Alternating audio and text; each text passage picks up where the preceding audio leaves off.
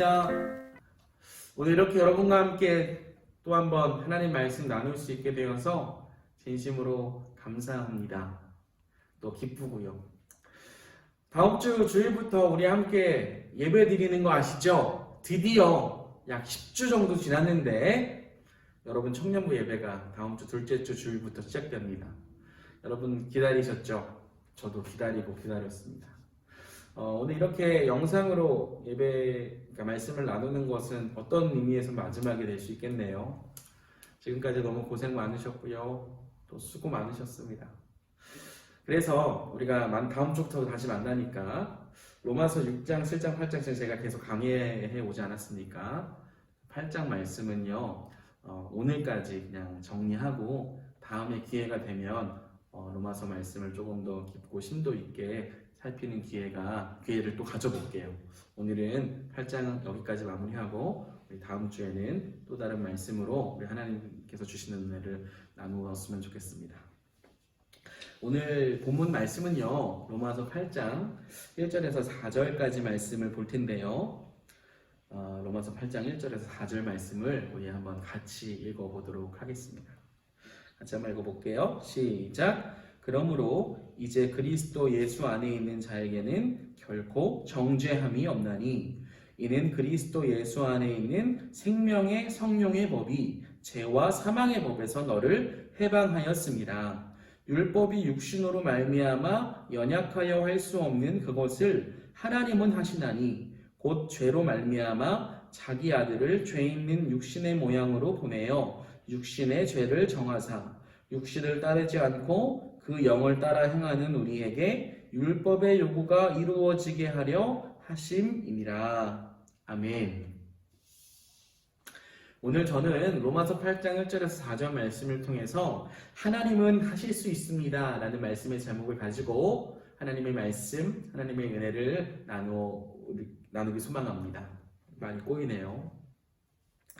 여러분 로마서 8장 여러분 어떻게 읽어오셨는지 모르겠는데 로마서 8장 저는 굉장히 좋아하는 말씀이거든요. 여러분은 어떠세요?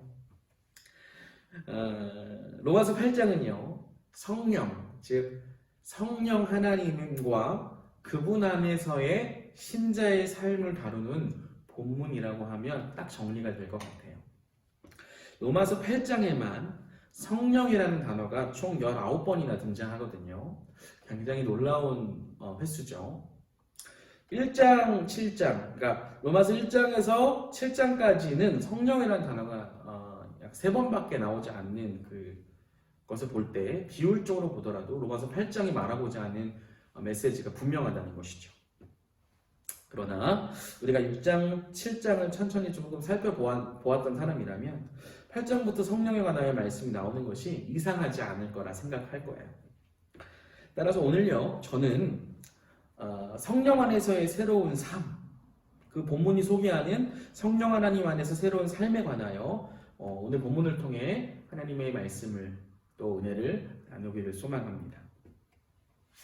여러분 오늘 본문 8장 1절을 보면 무엇으로 시작하냐면 그러므로 라는 말로 시작하죠. 여기 그러므로 라는 말을 통해 알 수 있듯이 앞에 나온 이야기를 결론 짓는 부분으로 8장 1절이 시작되고 있다는 것을 우리가 알 수 있어요. 우리가 저번 시간에 7장 말씀을 통해 살펴본 내용이 무엇이었습니까? 사도 바울 안에서 발견되어지는 한 원리가 있다는 말씀을 살펴보았죠. 그것이 무엇이었어요? 바로 내 안에 내가 선하고 거룩하다고 인정하는 율법을 따르지 않도록 하는 죄의 세력이 여전히 존재한다는 것. 내 속사람은 하나님의 율법을 즐거워하고 따르고자 하는데 내 안에 또 다른 법이 발견되었다. 바로 죄의 세력이다. 죄라는 존재다. 라는 것을 살펴본 것입니다.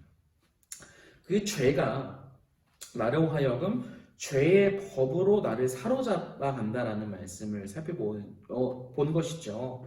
그래서 사도 바울이 7장 24절을 통해서 뭐라고 이야기하냐면 나는 곤고한 사람이다. 이 사망의 몸에서 누가 나를 건져내랴 라고 말씀한 거 아니겠습니까? 그때 보이는 분이 한 분 계셨던 것이죠. 7장 25절입니다. 우리 한번 같이 읽어볼까요? 우리 주 예수 그리스도로 말미암아 하나님께 감사하리로다. 그런즉 내 자신이 마음으로는 하나님의 법을, 육신으로는 죄의 법을 섬기노라. 아멘. 이 말씀 뒤에 8장 1절이 시작되는 거예요. 그러므로라는 말 뒤로 연결하면서, 자, 우리 주 예수 그리스도로 말미암아 하나님께 감사한다라고 7장 25절에서 이야기하죠. 왜일까요? 8장 1절을 보니까 그리스도 예수 안에 있는 자에게 무엇이 없기 때문이에요? 결코 정죄함이 없기 때문에 25절에 우리 주 예수 그리스도로 말미암아 하나님께 감사한다고 나옵니다. 다시요. 예수 그리스도로 말미암아 하나님께 감사하는 이유가 무엇이냐면 8장 1절을 보니까 그리스도 예수 안에 있는 사람에게는 결탄코 정죄함이 없다. 그렇기 때문에 감사한다라는 표현을 하는 것입니다. 여기서 말하는 정죄함이 없다라고 말하는 정죄함이란 신자에게는요, 그러니까 예수 그리스도로 말미암아 옛사람이 죽고 예수 그리스도의 부활과 함께 부활 생명으로 새로운 심령이 된 자들에게는 결탄코 정죄함이 없는데, 이 정죄함이 없다라는 말은 신자에게는 결코 율법의 저주가 직면되지 않는다는 거예요. 그러니까 우리가 마지막 최종적인 심판 때 위해서 율법이 그 죄를 정죄하고요, 그 죄에 대한 그 저주와 형벌을 받아야 하는데 그것을 받지 않는다는 거예요. 자, 그렇다면 그리스도 예수 안에 있는 자라는 말은 어떤 의미겠습니까? 로마서 6장 3절 말씀처럼 그리스도의 죽으심에 참여한 자들이라는 것이죠. 자, 그렇다면 오늘 우리에게 주님께서 주시는 첫 번째 교훈은 무엇일까? 오늘 본문 8장 2절은 우리에게 첫 번째 교훈을 주고 계신데, 로마서 8장 2절 우리 같이 한번 읽어볼까요? 시작. 이는 그리스도 예수 안에 있는 생명의 성령의 법이 죄와 사망의 법에서 너를 해방하였습니다. 아멘. 오늘 하나님께서 저와 여러분에게 성령 하나님 안에서 새로운 삶을 살아간다는 것에 대하여 말씀하십니다. 그것이 무엇입니까? 첫째로 생명의 성령의 법을 따라 살아가는 것이다. 말씀하고 계시다라는 것이죠. 성령 하나님 안에서 새로운 삶을 살아간다라는 것을 말씀하시는 8장 말씀에서 첫 번째로 주는 교훈이 바로 생명의 성령의 법을 따라가는 자로 저와 여러분을 부르셨다는 것이에요. 여러분, 우리는 1절에서 예수 그리스도 안에 있는 자, 그리스도의 죽으심에 참여한 자는 결탄코 정죄함이 없다라고 살펴보았습니다. 왜 그렇습니까? 2절 말씀을 보면 죄와 사망의 법에서 해방되었기 때문에 그래요. 여러분, 그것이 어떻게 가능합니까?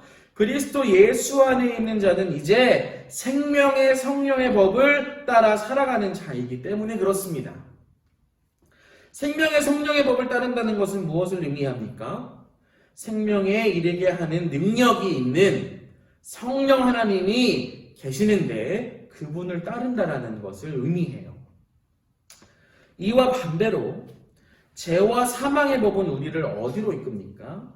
로마서 7장 5절 말씀 보면 이 죄는 사망을 위하여 열매를 맺도록 우리를 이끈다고 말하고 있는데, 우리 7장 5절, 로마서 7장 5절 한번 읽어볼까요? 시작.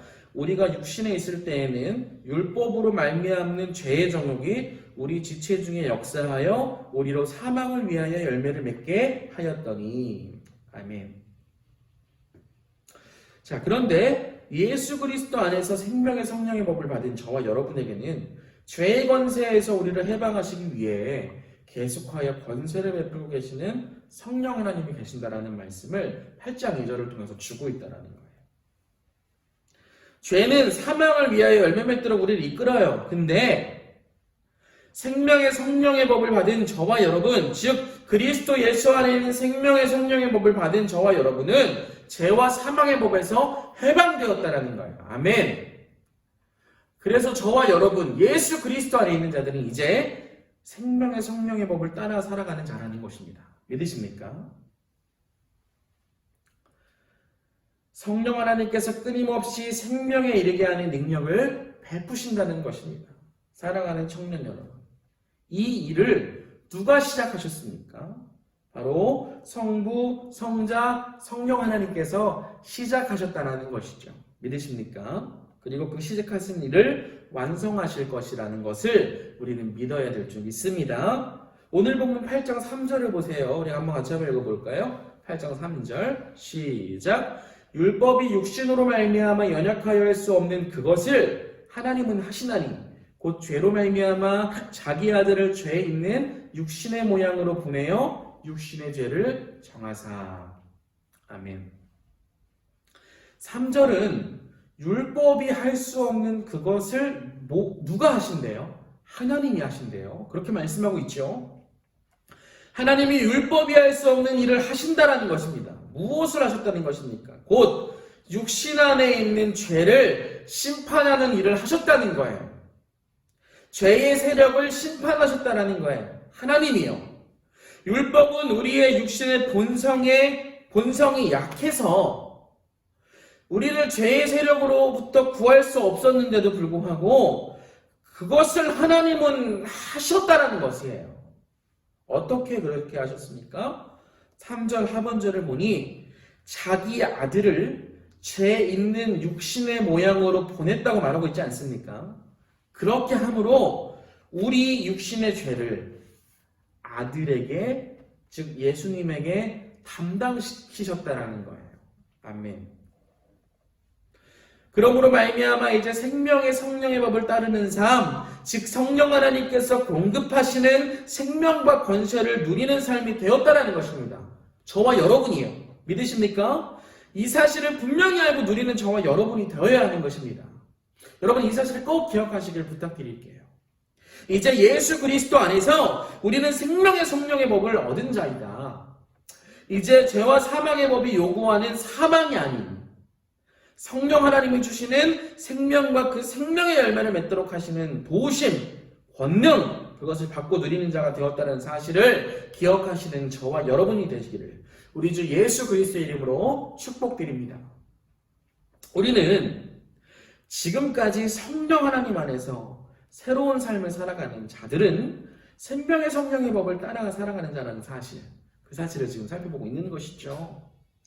누가 이 일을 하셨다고 말씀드렸죠? 바로 하나님이 하셨다는 것입니다.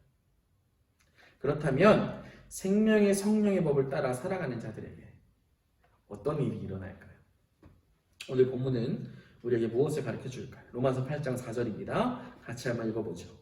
육신을 따르지 않고 그 영을 따라 행하는 우리에게 율법의 요구가 이루어지게 하려 하심이니라. 아멘. 사랑하는 청년 여러분, 성령 하나님 안에서 새로운 삶을 살아가는 자의 삶, 즉 성령의 생명의 법을 따르는 사람들의 삶 속에는 무엇이 일어날까요? 바로 율법의 요구가 이루어지는 인생으로 세워진다는 것입니다. 믿으십니까? 여기서 이루어지게 하려 하심이라는 이 말은요, 율법이 완전히 성취될 것을 시원하고 있는 구예요.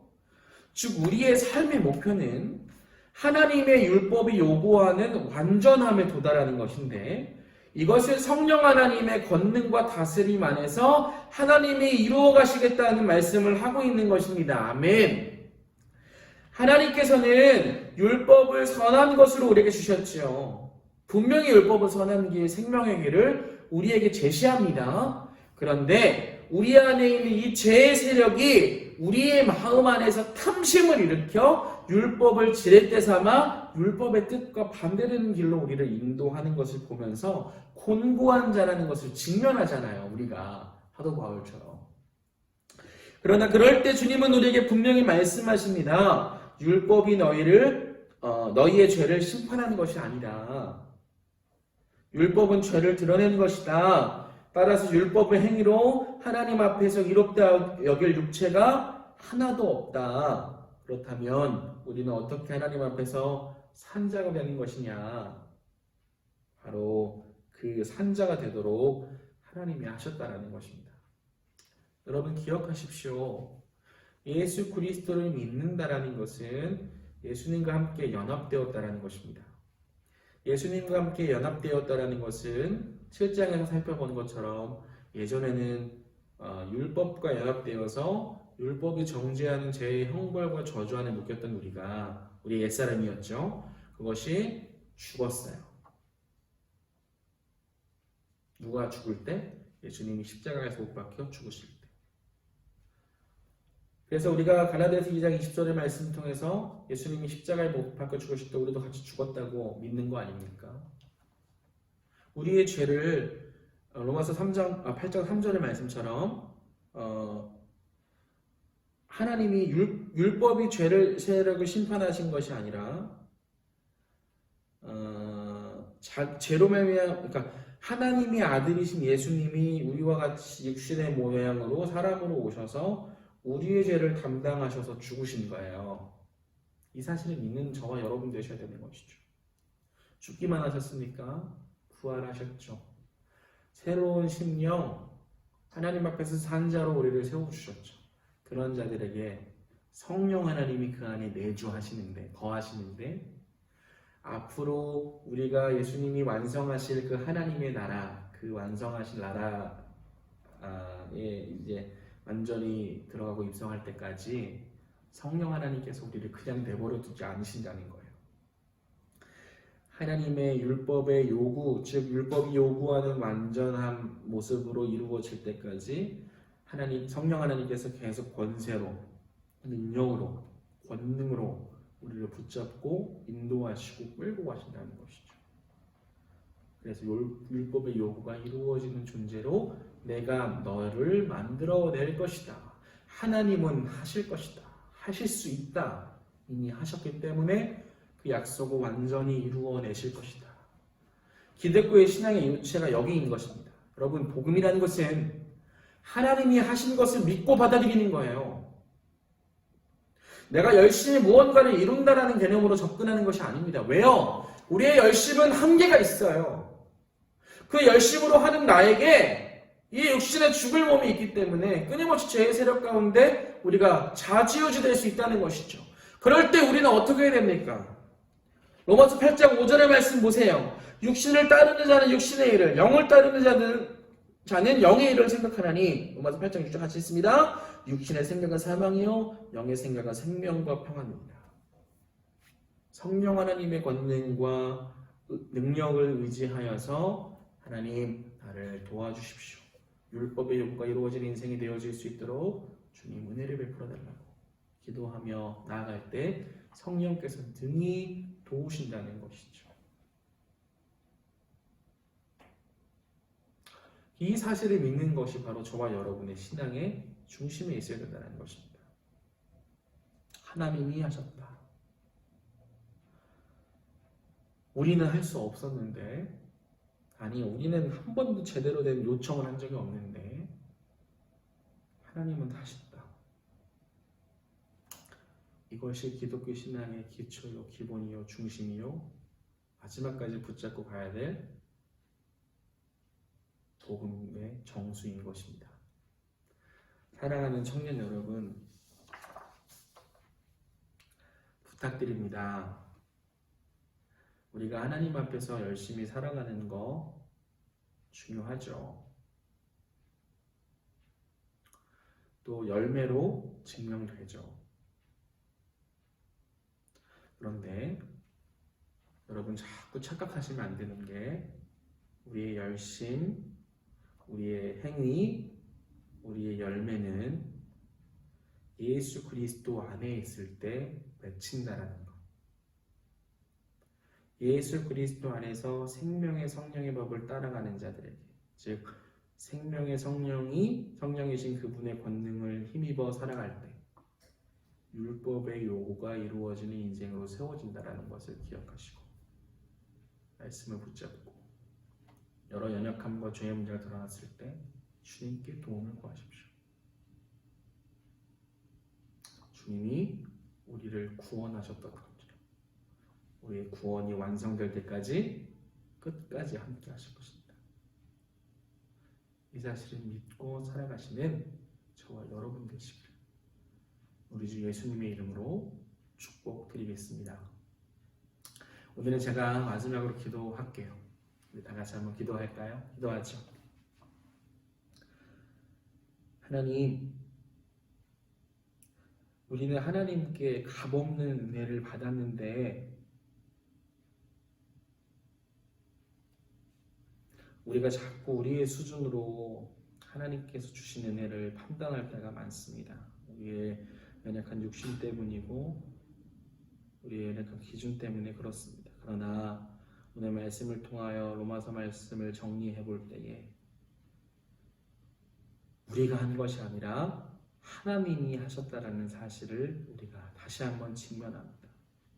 하나님, 우리에게 이제 생명의 성령의 법을 따르는 삶을 허락하셨으니 이제 우리의 인생 속에 율법의 요구가 이루어지는 인생이 될 수 있도록 우리를 도와주시고 끝까지 우리와 함께 하신다는 그 약속을 신실하게 붙잡으면서 예수님 안에서 조금씩 주님을 닮아가고 선한 열매를 맺어가는 우리 모든 청년부, 예단 청년부 구원될 수 있도록 축복하여 주옵소서. 이 코로나19 바이러스 사태 때문에 많이 힘들고 지친 청년들이 있습니다. 그들을 위로하시고 하나님의 소망을 허락하여 주옵소서. 모든 청년부를 주님의 이름으로 축복하며 살아계신 우리 예수 그리스도의 이름으로 기도 올려드렸습니다. 아멘. 한 주간 또 승리하십시오. 감사합니다.